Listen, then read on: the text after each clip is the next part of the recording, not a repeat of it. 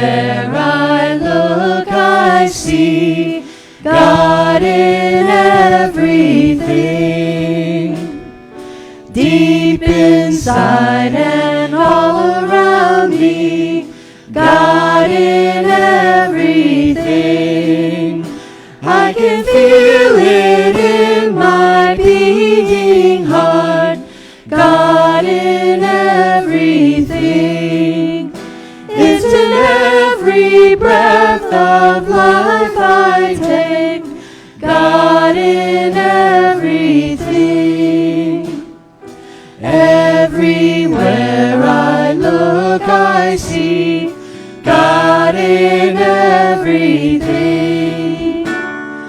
Deep inside and all around me, God in everything.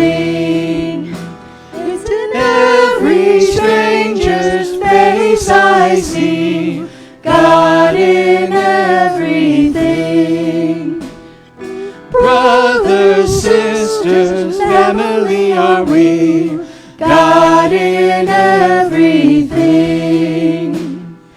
Everywhere I look, I see God in everything.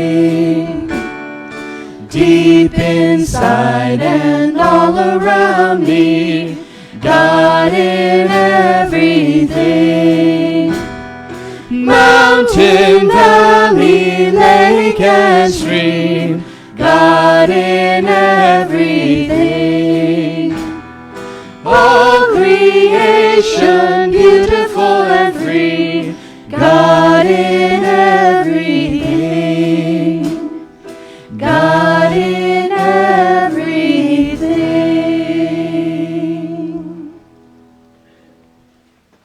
Good morning. This is one of those days when the music just lines up so perfectly with what we're going to be talking about, God in everything. So I'm so glad to see all of you this morning. I think y'all know that I'm Reverend Michelle Vargas.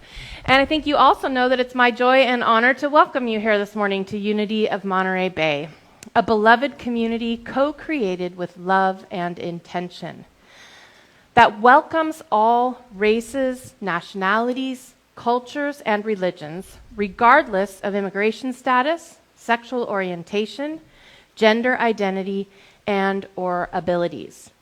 And whether you're here with us in person or you're joining us virtually, we know that love knows no boundaries, and we are one in spirit. Before I move on, I just want to mention that it is Pride Month. I hope you all know that. It began June 1st, so happy Pride Month to everyone. As a purpose-driven church, Unity of Monterey Bay is an inclusive spiritual community committed to co-creating an environmentally sustainable, spiritually fulfilling, socially just, and compassionate human presence on this planet.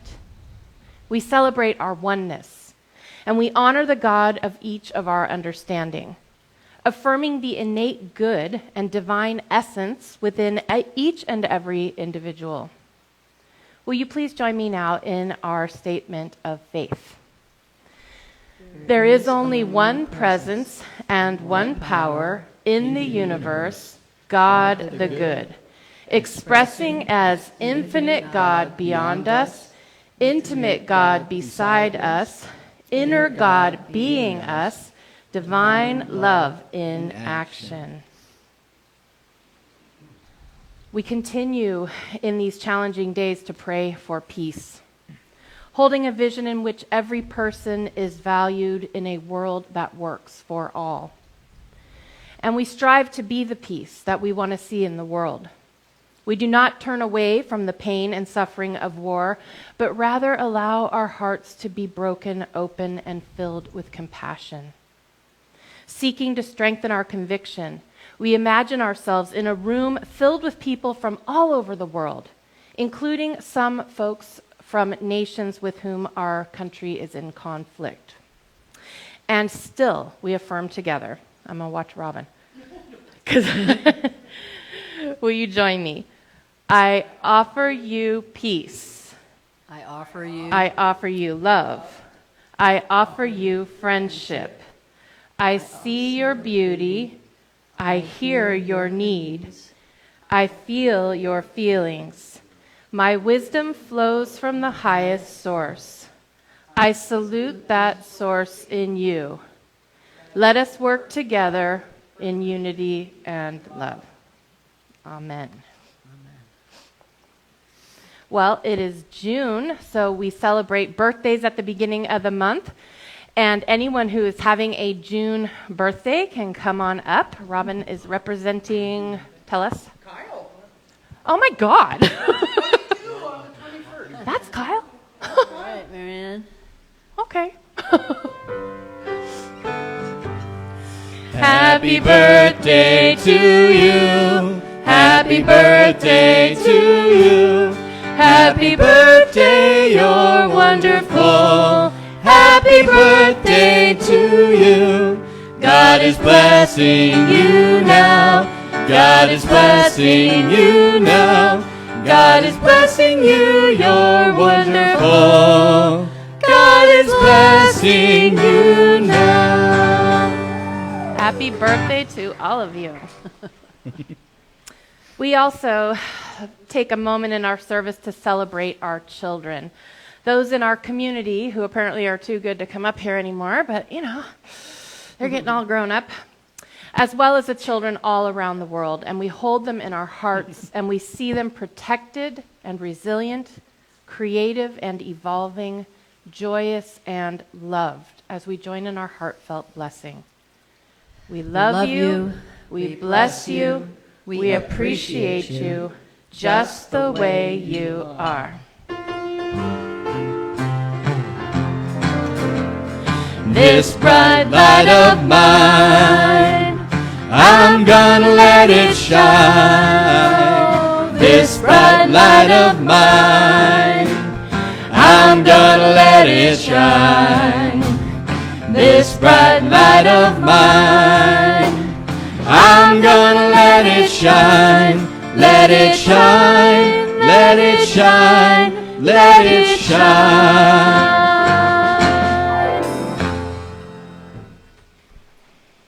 So now let's all take a deep breath in and let it out with an audible sigh. Let's do that together. As we center ourselves to embrace this blissful inner connection with Spirit and invite the chime to call us into this sacred time within.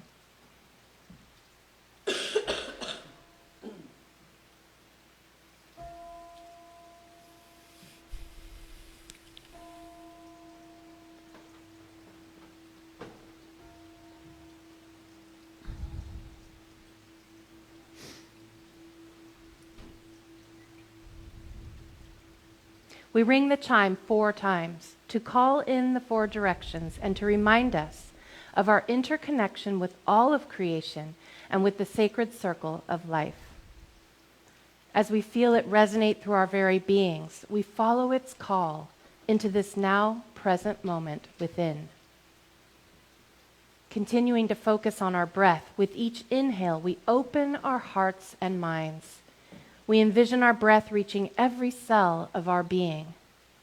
And with each exhale, we see all barriers and obstacles dissolving into the divine flow. And again, as we inhale, we expand the spaciousness within us. We move beyond the limitations and boundaries of our bodies. And as we exhale, we ground ourselves deep within Mother Earth and into our oneness with the universe. Finally, we breathe our awareness into the highest expression of love, light, joy, and peace we can imagine as we experience a transforming wave of gratitude. And with a fullness of heart, we say yes to it all.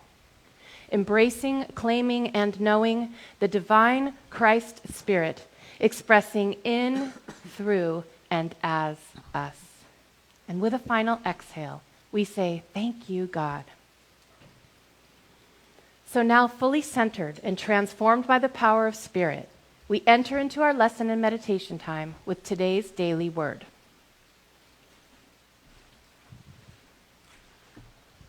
We read from Daily Word for today, shared with permission of Unity Publisher of Daily Word, that can also be found at dailyword.com. And the word is truth.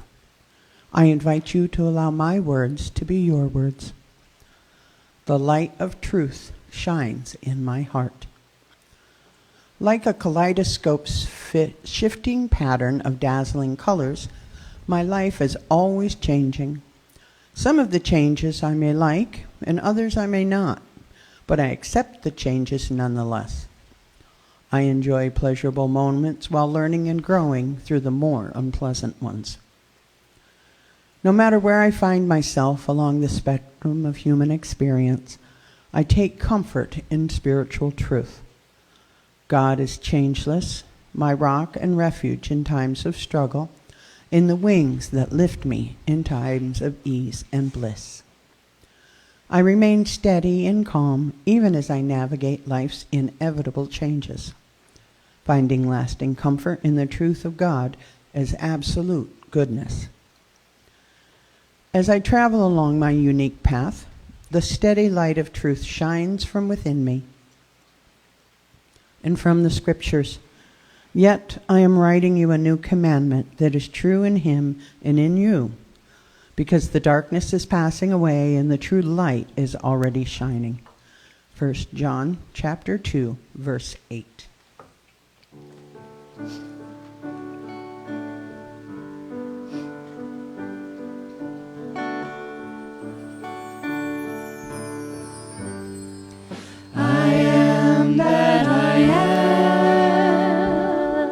Has brought me to this now moment. Here I am that I am. Has brought me to this now moment. Here I am. To be the voice and to be the heart through which heaven is made known on earth. To be the voice and to be the heart through which heaven is made known on earth. I am that I am. I am that I am. I am that I am. I am. I am that I am. I am that I am. I am that I am. I am.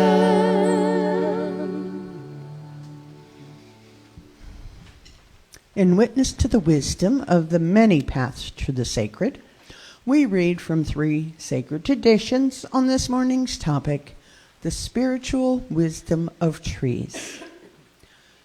From Judaism, for there is hope for a tree, if it is cut down, that it will sprout again, and that its shoots will not cease.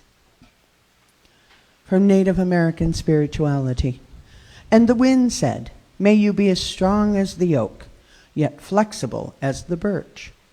May you stand as tall as the pine, live gracefully as the willow, and may you always bear fruit all your days on this earth. And from Buddhism, having gone on his alms round, the sage should then go to the forest, standing or taking a seat at the foot of a tree.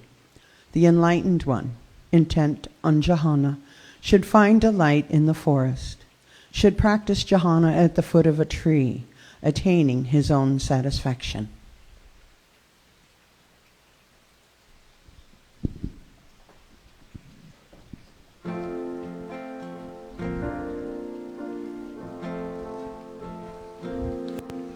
The earth is our mother, just turning around, with her trees in the forest and roots underground. Our Father above us, whose sigh is the wind, paint us a rainbow without any end.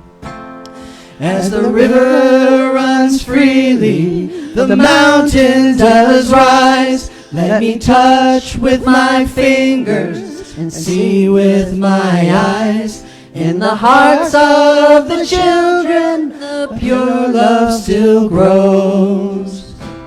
Like a bright star in heaven that lights our way home. Like a flower that shattered the stone. Sparrows find freedom, beholding the sun. In the infinite beauty, we're all joined in one. I reach out before me and look to the sky. Hear someone whisper, did something pass by? As the river runs freely, the mountain does rise. Let me touch with my fingers and see with my eyes. In the hearts of the children, a pure love still grows. Like a bright star in heaven that lights our way home. Like a flower that shattered the stone. Like a bright star in heaven that lights our way home. Like a flower that shattered the stone.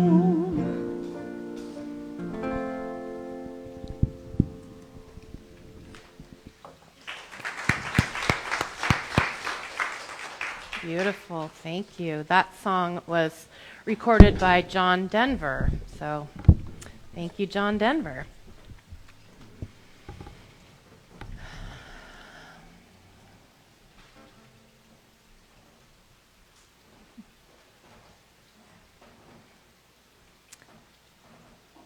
I have always been a nature lover my whole life. As a child, I went to nature camp, where I was taught to love and respect and honor and protect the natural world. As a teenager, I backpacked every summer from Shoreline in sort of Mountain View over to Año Nuevo. And when I was a kid, my mom and I did a ton of hiking, including some things I look back now, I cannot believe we did. We hiked Half Dome, not up the front, up the back. How many people have done that? I couldn't do it now, but luckily I was like 16 at the time. That was incredible. I think we did the same thing on El Capitan, did a couple in Zion, and we did the Grand Canyon. My God, we hiked down to the bottom of the Grand Canyon and back. So I've been immersed in this nature experience my whole life. And I'm telling you this so you'll understand a little bit better when I tell you that one of my closest friends is a tree. Now, some of you have heard this story before, but that's okay. One of my favorite places to hike is Nicene Marks in Aptos, and that's a picture that I took there a couple weeks ago, as was the prior one. I've always been drawn to the old growth forests. I love the old trees. I'm always drawn to the tallest, biggest, and oldest ones. I like to hug them. I'm a tree hugger. I went to UC Santa Cruz. What do you want, people? I'm a dyed-in-the-wool tree hugger. But I've always been drawn to their majesty and their ancientness. Well, one day I went to Nicene Marks to go hiking. This was a few years ago, maybe 10 years ago maybe. I was having a really bad day. I think I'd just gone through a breakup or some dramatic thing, and I was quite upset. So I was going to go and see this tree there that is called the Advocate Tree. Has anyone ever seen the Advocate Tree? Okay, you have, John. Okay, cool. Well, the Advocate Tree was a 1,200-year-old tree. It was the oldest tree in the forest. And that day, I went there, and for whatever reason, it was burned out in the middle. You know how they get from being struck by lightning. For whatever reason, I felt compelled to go inside. And I went inside the tree, and it was quiet and still, and I felt almost like I was being held in like cotton or something. And I sat down, and I was meditating / praying / talking to the tree, pouring out my heart. And I had what I call a mystical experience in that I felt a presence there. And I felt comforted by that tree. I felt like if this thing has been standing here for 1,200 years, in my, petty little drama in my life, there was something about that. I felt so embraced by this tree. And after that, every time I would go to Nicene Marks, I would make a pilgrimage to see my tree. Well, one day, and I think it's 5 years ago now, I was on my hike getting ready to go see the Advocate tree, and I came around the little bend where I catched the first glimpse of it, and it had fallen. I was stunned, absolutely stunned.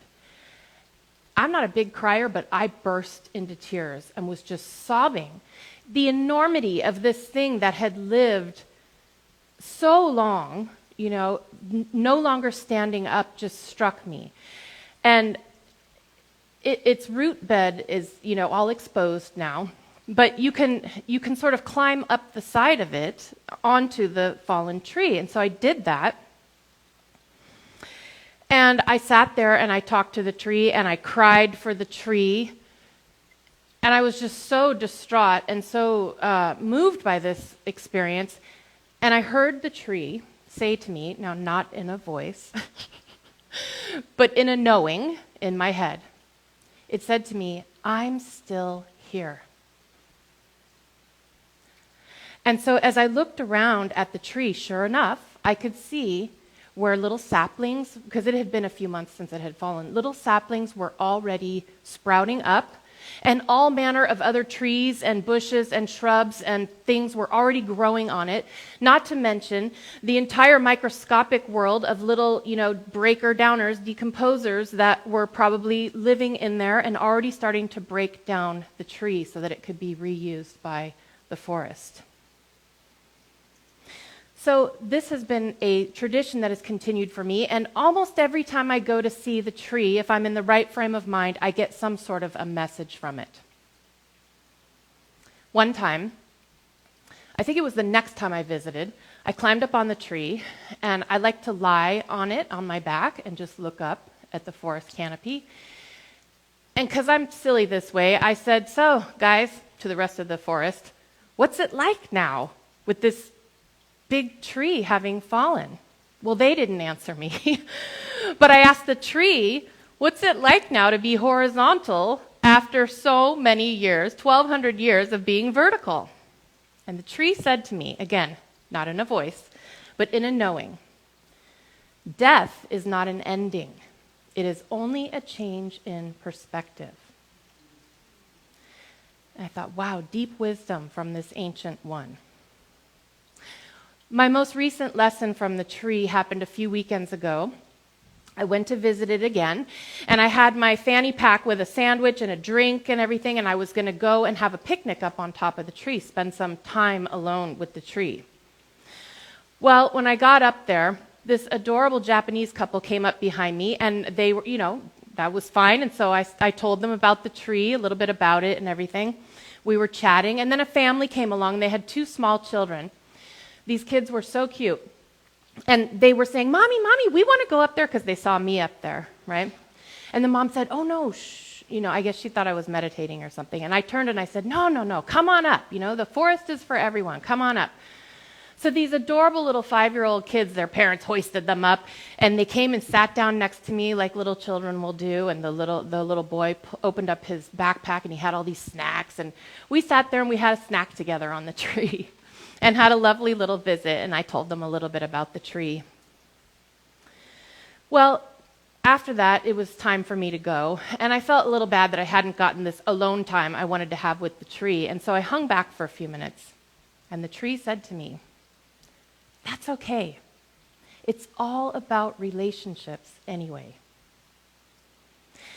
And I understood intuitively that what the tree was telling me was that the interaction that I had had with these children, hopefully planting a seed, no pun intended, about enjoying nature and the interaction I'd had with this family was much more important than this idea of this alone meditative time I thought I was going to have. So I took that with me. that same weekend, I started reading this wonderful book by Suzanne Simard called Finding the Mother Tree, Discovering the Wisdom of the Forest. And I highly recommend this book. It's a New York Times bestseller. It's a little heavy on the science. It's a little dense, but it's a really great book. Now, Suzanne Simard was a young forestry major working for the Park Service in British Columbia. Her family had been in the logging industry for generations, and she'd grown up in forests and in nature. And she'd always felt a deep connection to the forests. And she had always seen trees as living beings, not just as plants. And she also felt that they spoke to her and her to them. Unfortunately, her job with the Forest Service required her to participate in clear cutting, or in the aftermath of the clear cutting of the forest. Now, clear cutting was a practice. I hope they're not doing it too much anymore, but they would go in and they would just cut down everything. And as she was describing this in the book, I got tears in my eyes. It was devastating, because just this picture of these living beings, and everything had just been cut down. And so what they would do then, after they cut everything down, was they would go back in and they would plant trees of one species, and they would plant them in perfect rows and perfectly spaced. And these were trees that they had chosen because they grew long, straight poles. Well, the owners of these tree plantations could not understand why the trees were not thriving. They were, in fact, dying. And Simard set out to discover why. She had this natural mind of a scientist, and along the way, she went back to graduate school and she learned scientific methods so that she could do real research. And she began to do experiments on the trees. The trees began to reveal some amazing things about how the forest operated. First of all, they revealed to her that the forest operated as a society, not as isolated trees or plants, but as a real group of individuals that were working together and cooperating. Now, we know that Darwin believed that competition was what drove evolution, right? Survival of the fittest. But these experiments that Simard was doing were beginning to reveal a very intricate, complex system of cooperation among the plants in the forest. She found that they actually needed each other in order to survive, that they existed in an interdependent way. So when the lumber growers were planting just one species of tree, that was not natural to them, and the trees couldn't thrive that way. Simard began to campaign against the practice of clear cutting, and she tried to explain to the powers that be why this system wasn't working. And this clear cutting was devastating much of North America's forests at the time. Unfortunately, and this will be no surprise to you, she found that the logging companies were largely only concerned really with profit and the bottom line.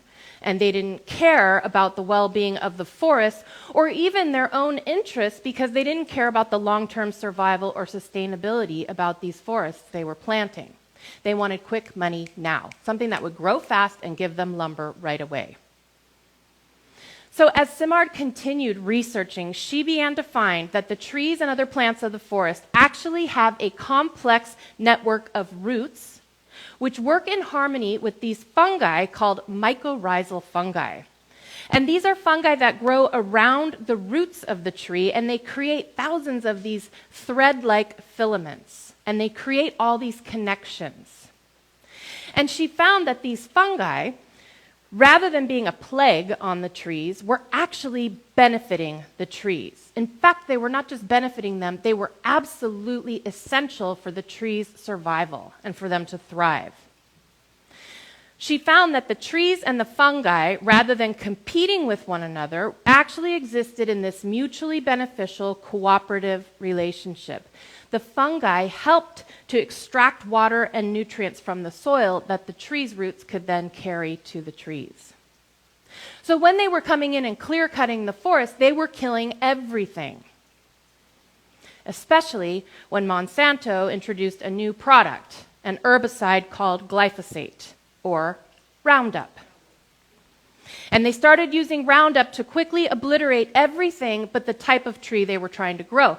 They believed that the other species were competing with the trees they were growing for lumber, but they did not understand how the forest worked. So she began to learn through this research that rather than a collection of separate species, the plants of the forest operated together as a superorganism. They were operating as one organism, a complex ecosystem in which they all worked together. As she came to understand this, she began to campaign against the use of Roundup and tried to show and explain to the tree growers why this Roundup was devastating our forests.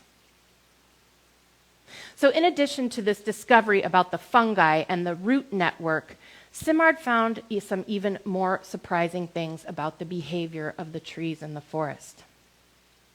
She found that they have this enormous system of roots. In fact, what we see above the ground is a small part of what's actually going on. This stuff is all under the ground. It is this intricate network of roots and fungi that are intertwined together. She calls it the internet of the forest. And it has been dubbed by others the Wood Wide Web, WWW. And so this Wood Wide Web functions as a single massive network. She found, and this is doing scientific experiments, okay? This is not just woo-woo. She's a real scientist. In fact, she's a professor at the University of British Columbia.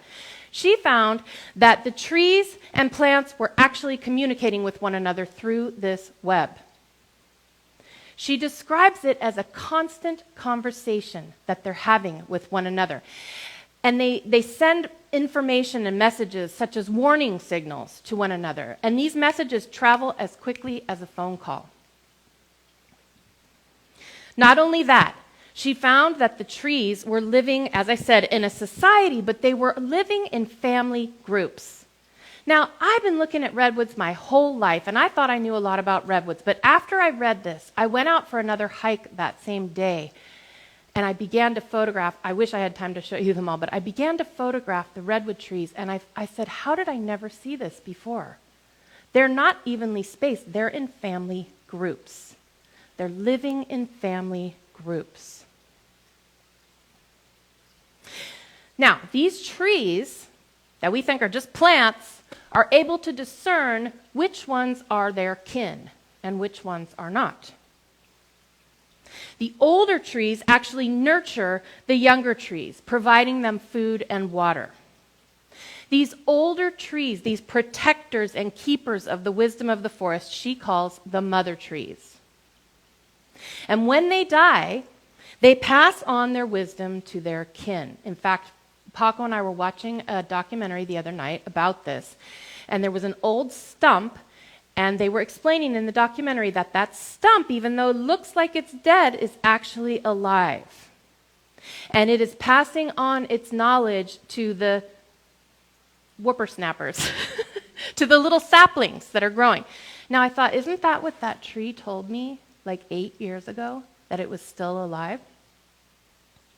So they're passing on information to their kin and to the other plants in the forest. Knowledge of what harms them, what helps them, who's a friend and who's a foe, and how to adapt and survive in their ever-changing environment. And this knowledge is passed on from generation to generation. Perhaps the most surprising thing that she discovered was this relationship that the trees and other plants have with one another.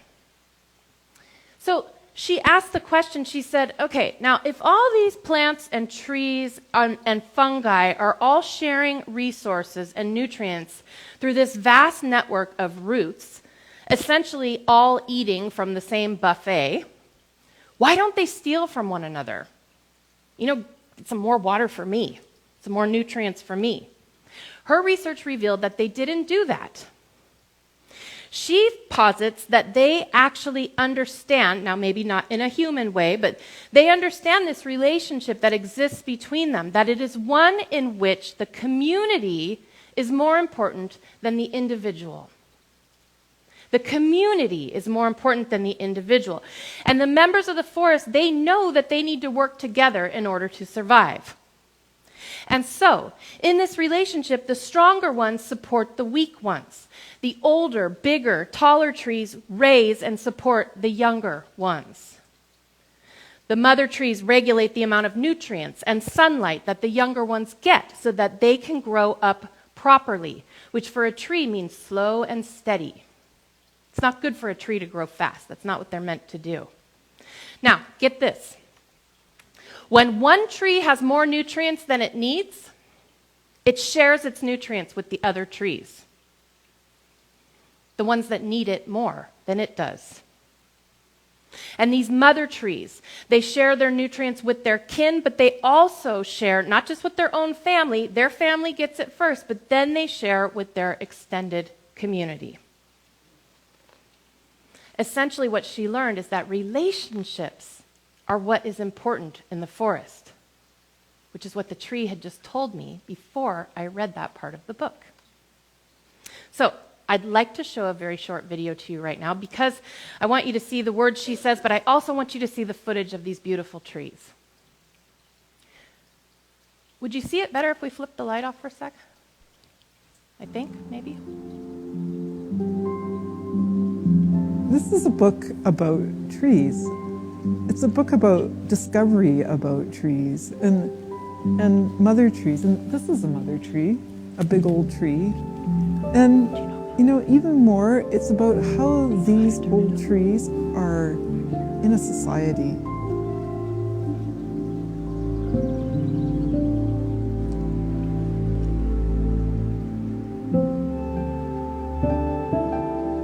And there's so much like us. We live in societies. And in those societies, there's so many things going on. It's complex.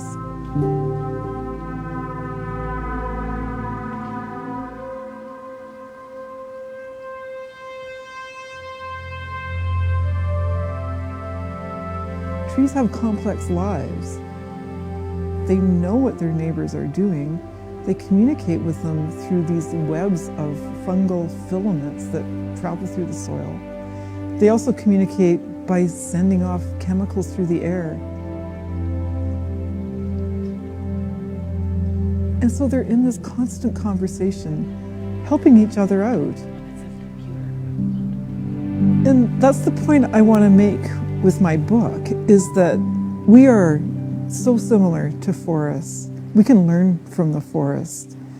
That they're caring societies. They look after each other. They're about their relationships. Through these relationships, they're able to heal themselves and heal their families, heal their communities. It's just like we do. And when I wrote this book, I was going through personal healing journey myself. And I feel that what I learned from the trees helped me solve my own problems or deal with them. And I think that what these forests can teach us is how to heal our communities, but also how to treat them with more respect. Because they are such ancient creatures, you know, we evolved from these trees. And we owe them, you know, our livelihoods. And yet, what we do and what I talk about in the book is we exploit these forests as though they're not intelligent or have wisdom.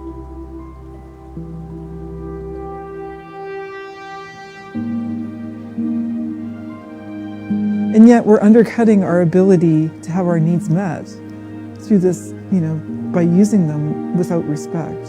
Because these trees, they cycle our water, they clean our air, they store carbon, they house biodiversity.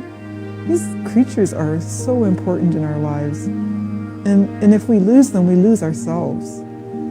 So in my book, I invite you back to nature, to reconnect with forests, to show them respect as they show us and each other. It is about our relationships with nature, as it is about their relationships with each other. And if we can heal that relationship with nature, to treat it as respect as we do with our own families, that we will solve our environmental problems. This is the place of healing. So this is a book, not so much about the trees, about us saving trees. It's more about how the trees will save us.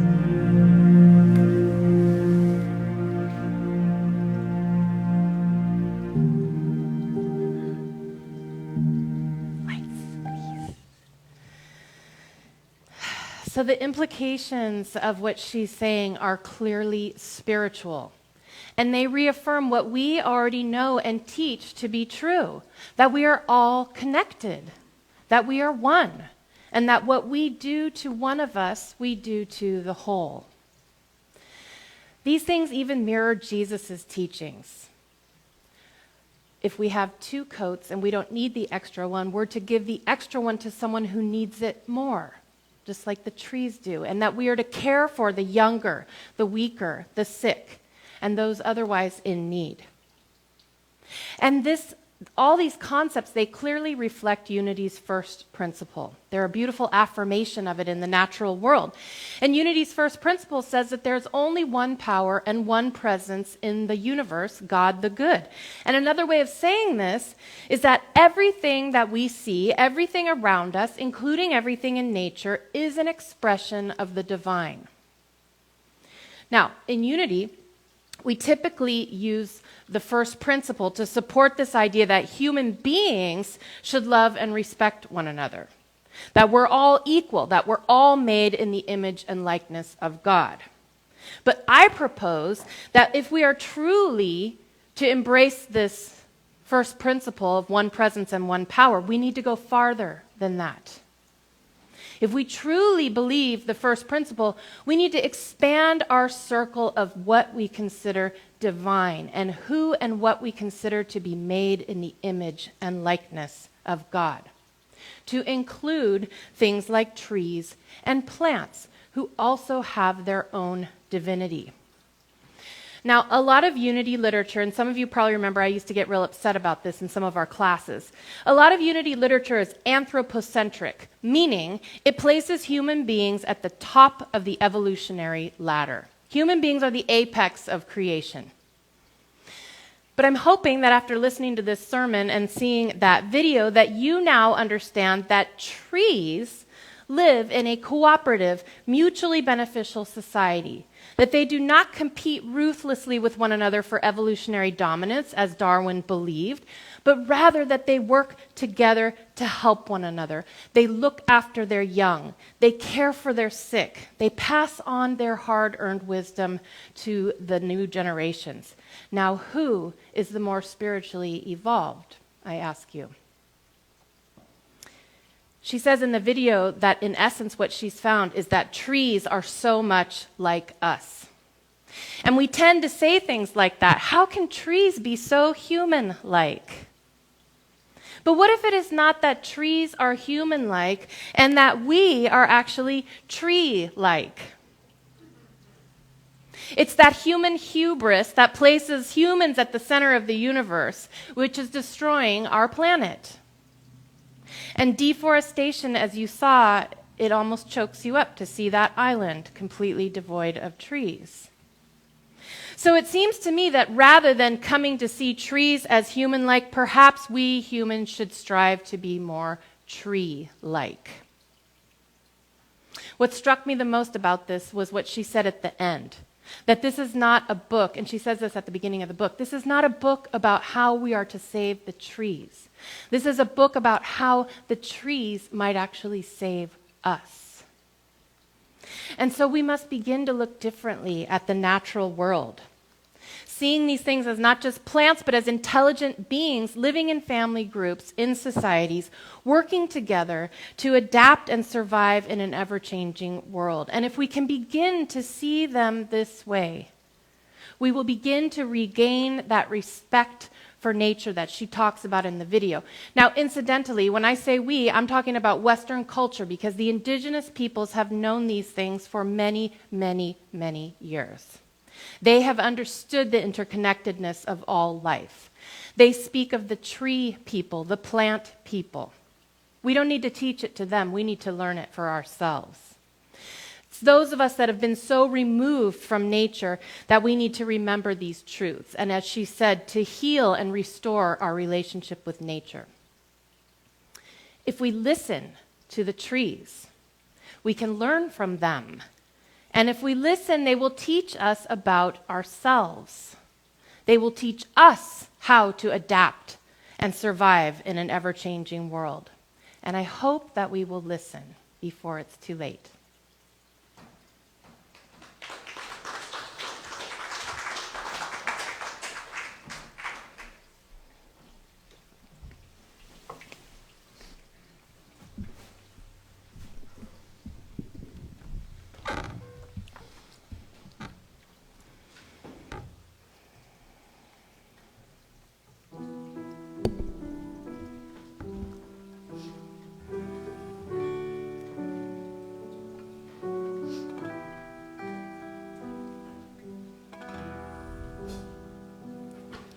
Spirit within, carry me. Spirit within,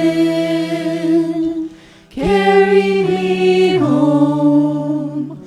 Spirit within, carry me home to the one.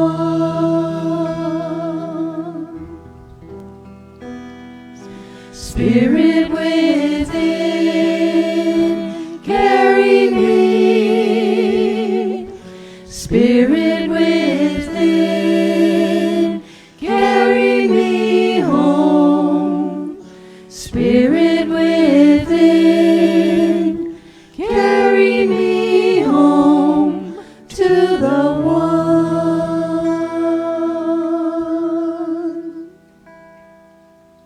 So I invite you now to gently close your eyes and get comfortable in your seat. Find your breath. Find an awareness of your body sitting here. And just relax and prepare to rest for a few minutes.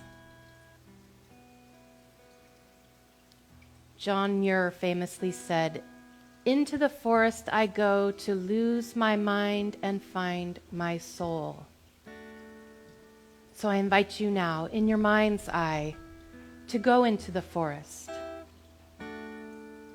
to see the forest in your mind, feeling the temperature of the air on your skin, noticing the smells, seeing the diversity of life all around you. And I invite you to imagine yourself now as a tree. Could be any tree you want. And as you begin to notice the traits and characteristics of the tree, I invite you to embody them yourself. See the tree's strength, standing straight and tall, and see yourself sitting tall with your back strong. Notice how you feel a slight breeze and how you bend gently with the breeze, allowing the winds of life to blow through you, bending but not breaking.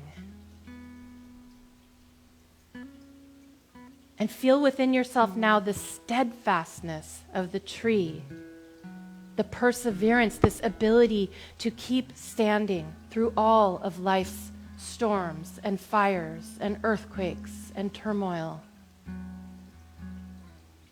Feel the infinite patience that you possess. Notice your higher perspective, standing so tall, looking over the whole forest.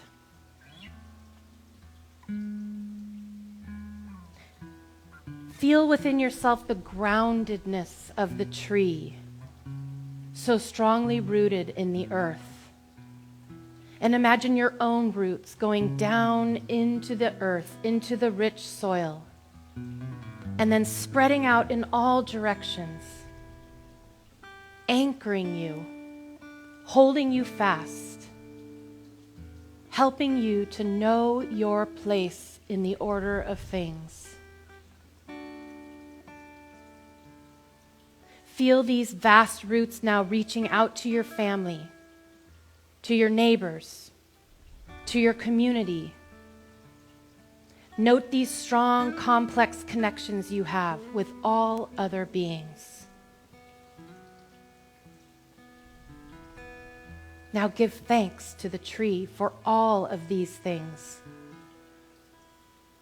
for its strength, its resilience, its groundedness, its patience, its wisdom, for its beautiful example, for what it teaches you about yourself.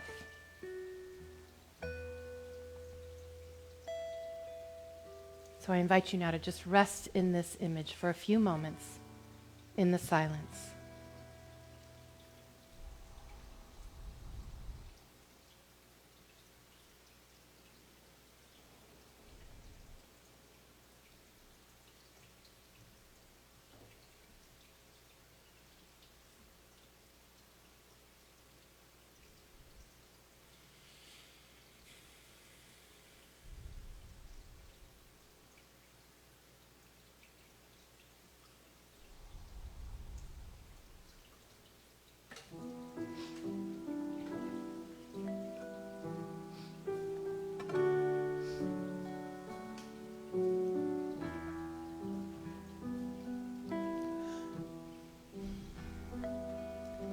Spirit within,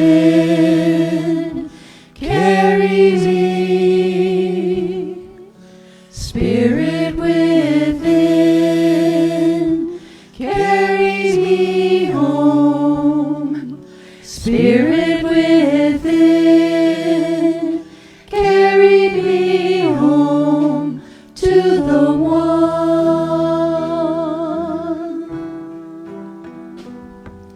Spirit within, carries me.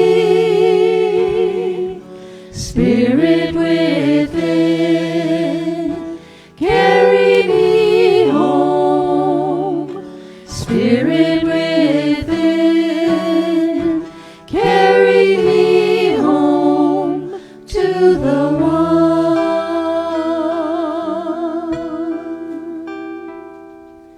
So I invite you now, as you begin to return to this time and place, to gently release this image of the tree.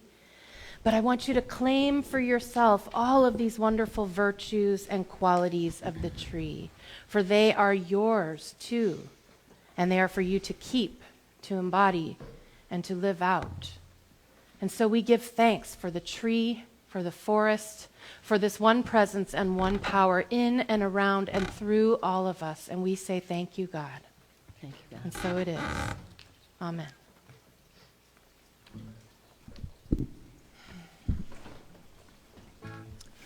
Unity of Monterey Bay is the collective consciousness and commitment of all of us who give of our time, treasure, and talent in order to sustain the spiritual community that is dedicated to transforming lives.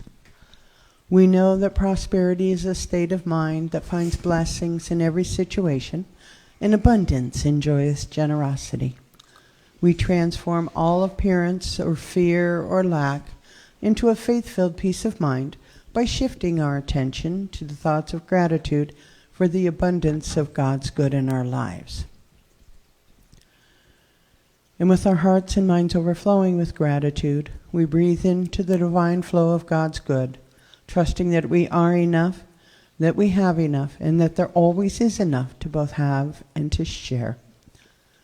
And I'm going to take a moment. One of our prosperity teachers here at Unity, Mr. Bogan, is having some health issues right now. So I urge all of us to hold him in our prayers for strength and healing, because he is one of the original teachers that I had here at Unity. So please help us send him healing love. Thank you. And again, we are grateful to all of you for our online giving through our website at unityofmontereybay.org. and through your mailed-in offerings, including those we have set up automatic giving with your banking institutions. We're truly blessed. For those of you here in person, the baskets are in the back by the pews, and if you would also like, you can drop it in on your way out this morning, or you can use a credit card in the sacred grounds. And now, from this place of faith and gratitude, I invite you to join me in mindful intention in joining in our offertory blessing. I am an open channel for God's infinite good. Divine love flowing through me blesses and multiplies everything I give and everything I receive. I am both blessed and a blessing. Thank you, God. Colleen, don't leave yet. Colleen. She's gone. Okay. You guys ready to have some fun? You ready to rock? Bring it. All right. Let's do this.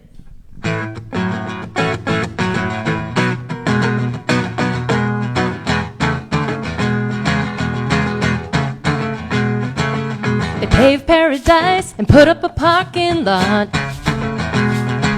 with a pink hotel, a boutique, and a swinging hot spot. Don't it always seem to go that you don't know what you got till it's gone? They paved paradise, put up a parking lot. Ooh, pop, pop, pop, pop. Ooh, pop, pop, pop, pop. They took all the trees, put them in a tree museum. And they charged the people $1.50 just to see them. Don't it always seem to go that you don't know what you got till it's gone? Paved paradise, put up a parking lot. Ooh, pop, pop, pop, pop. Ooh, pop, pop, pop, pop. Hey, farmer, farmer, put away that DDT now and the Roundup too. Give me spots on my apples, but give me the birds and the bees. Please, don't it always seem to go that you don't know what you got till it's gone? They paved paradise, put up a parking lot. Ooh, pop, pop, pop, pop. Ooh, pop, pop, pop, pop. Late last night, I heard that screen door slam, and a big yellow taxi took away my old man. Don't it always seem to go that you don't know what you got till it's gone? They paved paradise, put up a parking lot. Ooh, pop, pop, pop, pop. Ooh.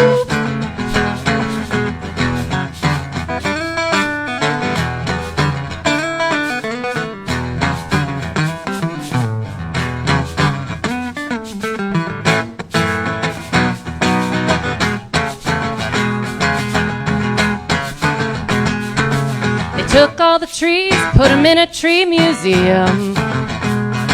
And they charged the people $1.50 just to see them.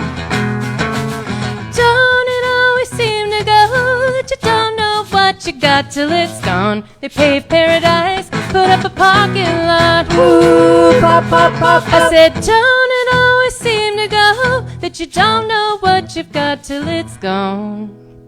They paved paradise, put up a parking lot. Ooh, pop, pop, pop, pop. They paved paradise, put up a parking lot. Ooh, pop, pop, pop, pop. They paved paradise, put up a parking lot.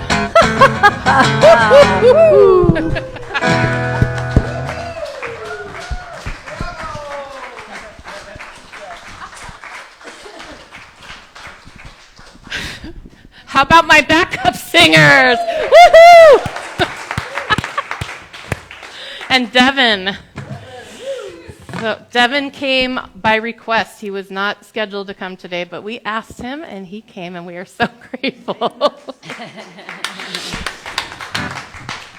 Keep Denise in your prayers. She's not feeling well this morning, but we thank Sue for stepping in, and Marianne for her singing, and John Dundon on drums. Okay, now we got to thank the musicians. Gordon Burnham, Joe Henry and John Jarvis, Joni Mitchell for their inspiring music. We are so grateful.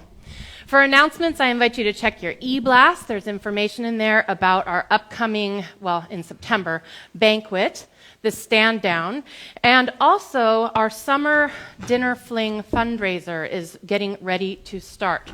So start thinking about if you'd, and there's information about it in the e-blast, but start thinking if you would like to host a summer dinner, and you choose the day and the time and the theme and the menu and the price and everything. It's all up to you.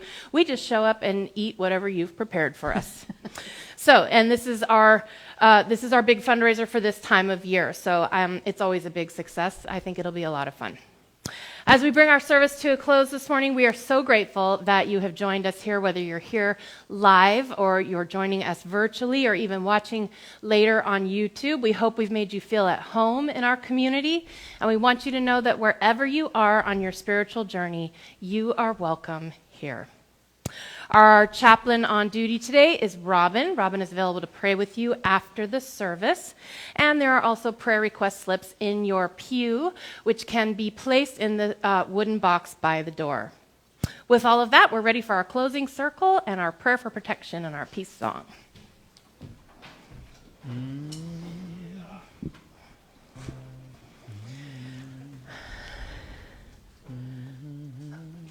You brought it.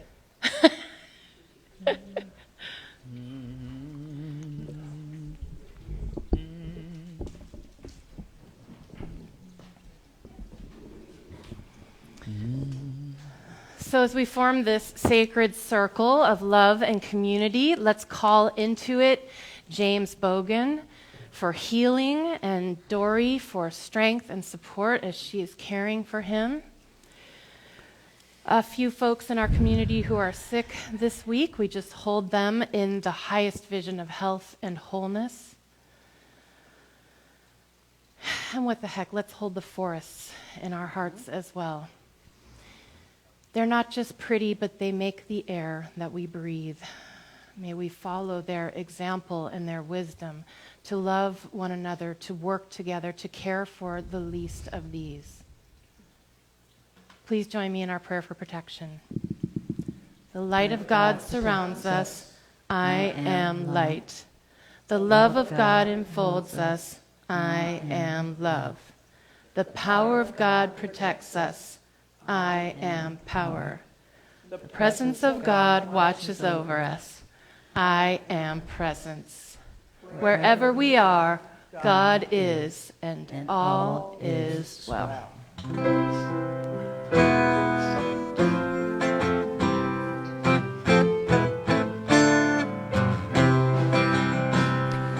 Let there be peace on earth, and let it begin with me.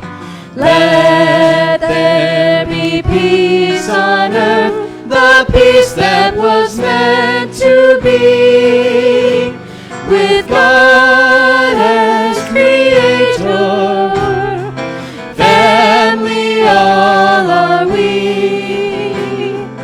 Let us walk with each other in perfect harmony. Let peace begin with me. Let this be the moment now. With every step I take, let this be my joyous vow. To take each moment and live each moment in peace eternal.